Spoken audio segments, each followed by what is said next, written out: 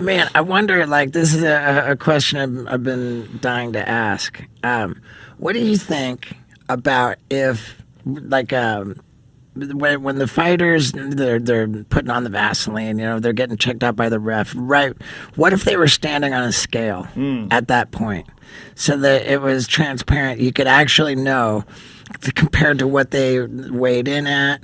And then when they actually step into the octagon for the fight. They do that for some boxing matches. They'll let you know, like, what the guy's weighing when he steps into the ring. Yeah, I mean, it's a bullshit thing. It's basically sanctioned cheating. It really is, but everybody does it. But Izzy barely does it. Well, when right. Izzy went up to fight Jan Blachowicz at light heavyweight, he weighed 194. Right. Which is crazy.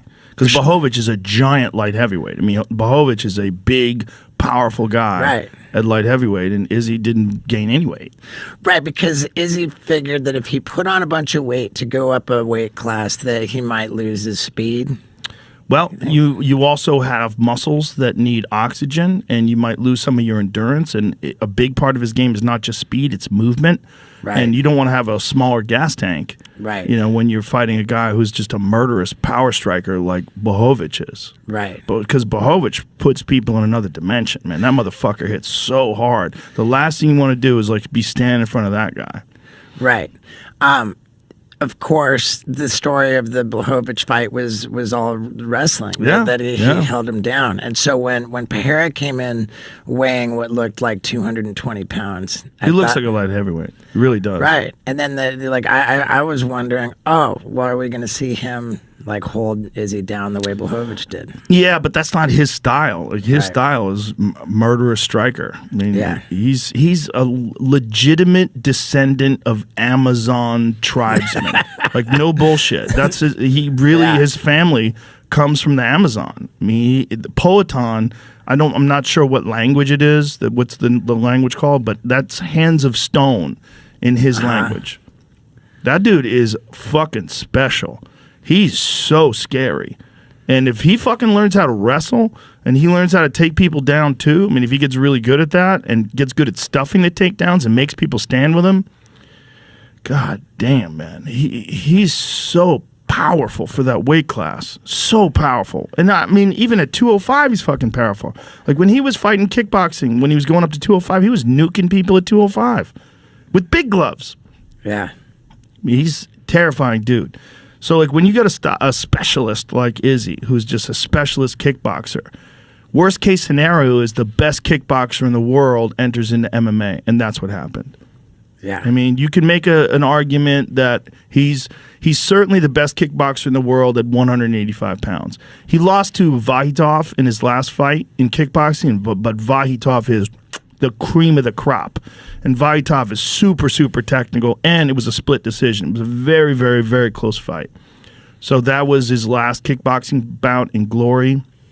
Other than that, the other elite guys in kickboxing that were supposed to fight in MMA, one of them is Cedric Doumbé.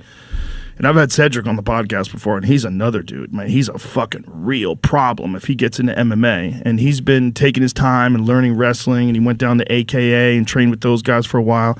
But he had some sort of an issue, a medical issue, and had to pull out of his fight in France. He was supposed to have his UFC debut, and now, like, I think he said he was in some sort of a dispute with Glory because they're kind of upset that he's leaving Glory and going over to the UFC. And I hope he gets over there because that's another guy that, like, all those dudes at 170 that like to strike, like, good fucking luck.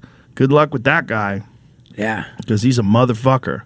And he's a motherfucker against strikers. Like, when you get a world champion striker who enters into MMA, all fights start on the feet, man. They all start in an advantageous position. It's like if you're fighting a grappler and all fights started on the ground. Like, every fight started with that dude on top of you. That'd be terrifying. Right? Well, that's what it is. Like, all fights start standing up.